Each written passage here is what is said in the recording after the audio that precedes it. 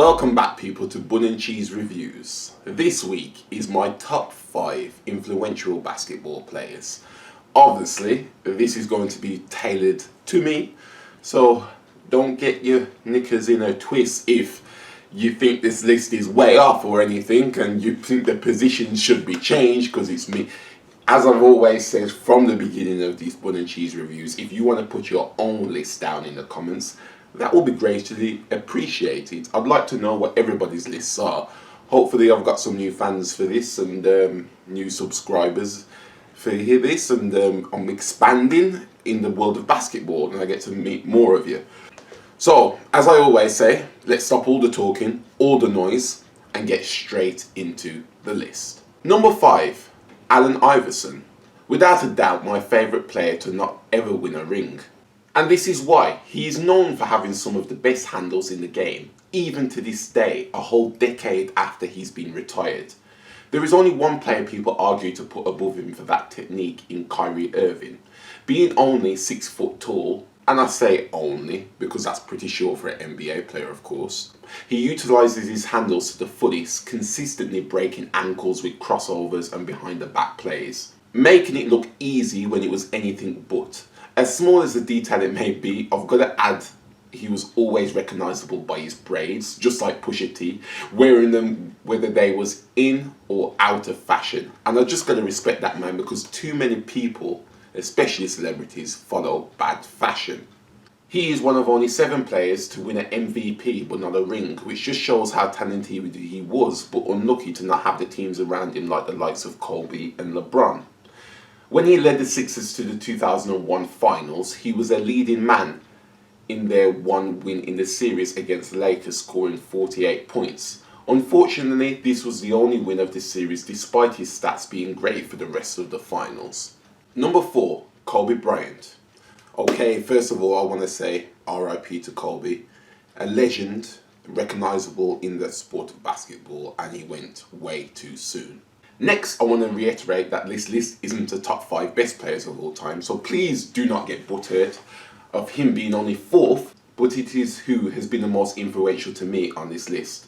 So it's a lot more personal than that. Now, for a long time when I thought of the NBA, I did think of Kobe and his winning mentality. He reminded me a lot of Cristiano Ronaldo, where yes, they both have all the talent you could imagine, but their hard work just shone through. Here are some examples of that hard work coming into play.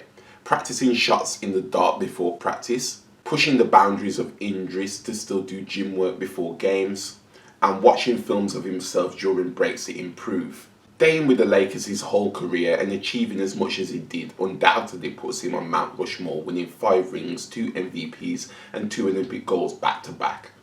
He named himself Black Mamba to separate his on and off the court business, and as far as nicknames go, I've got to say that's one of the baddest in sports.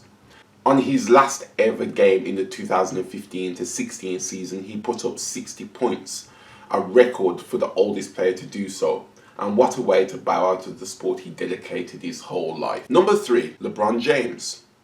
Coming into the league straight out of school as a highly coveted number 1 pick, and boy has he lived up to the expectations.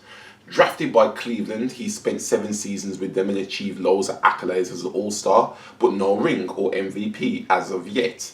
So that's when he decided to leave for the Miami Heat, ahead of a lot of controversy, because he created a super team with Dwayne Wade and Chris Bosh. Boy, NBA fans would be very mad if they watched football.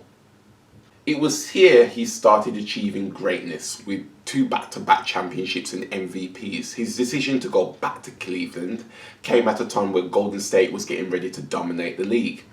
And it's here that makes him join my list of most influential players. He went to not 1, 2 or even 3, but 4 back-to-back finals against this true superstar team. In 2016, he's managed his team to do the unthinkable, coming back from 3-1 down to claim the title, scoring 41, 41 and 27 respectively. And I'm just going to gloss over the fact he got swept in 2018 because of JR's antics. His aggression, post and scoring all come from hard work, and with James not coming from the best of backgrounds, just like Iverson, are all part of why he ranks on this list, and it's special to me. Number 2, Steph Curry. So I spoke about Steph a lot in last week's video of shots, so mind me if I do end up repeating myself a little bit here. While I was growing up and I was interested in the sport, I never saw the three-pointer shot as anything special or to be hyped about. And neither did any of my friends around me either. But all of that changed when I watched Curry play. If there was ever anybody genetically engineered to shoot a basketball, it would be him. In the 14 to 15 season, he became the first player in history to have a unanimous vote for the MVP, all while leading the league in scoring and winning Golden State the first chip in 40 years. And then the following season, even through losing the finals, he still retained the MVP award and gained 2 more rings since then.